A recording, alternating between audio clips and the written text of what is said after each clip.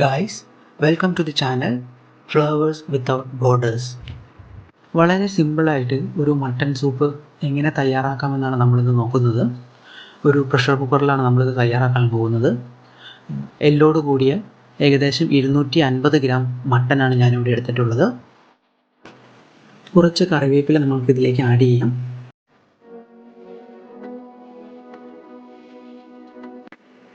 ഒരു ടീസ്പൂൺ വെളുത്തുള്ളി ചതച്ചത്, ഇതുപോലെ തന്നെ ഒരു ടീസ്പൂൺ ഇഞ്ചി ചതച്ചത്, വളരെ കുറച്ച് പുതിനയില.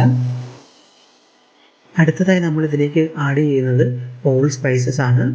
കറുവപ്പട്ട, ഗ്രാമ്പു, ഏലക്ക, ചെറിയ ജീരകം, പെരുംജീരകം, മുഴുവനായിട്ടുള്ള കുരുമുളക്, ഒരു ടേബിൾ സ്പൂണോളം ഒലിവ് ഓയിൽ,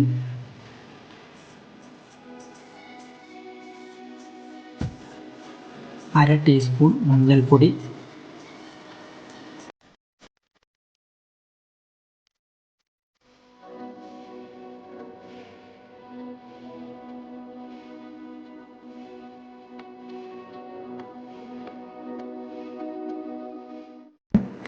പെപ്പർ പൗഡർ,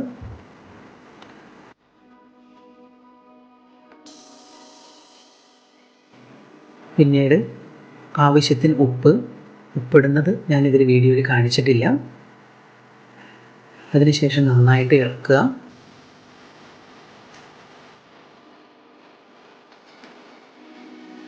ഇതിന് ശേഷം ഇതിലേക്ക് വെള്ളം ആഡ് ചെയ്യാം.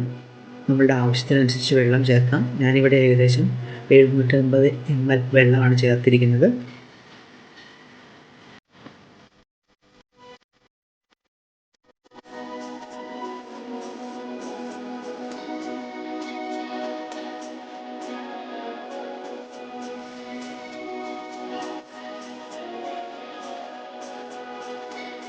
കുക്കർ നല്ല രീതിയിൽ അടച്ച് ഗ്യാസിൽ വയ്ക്കുക.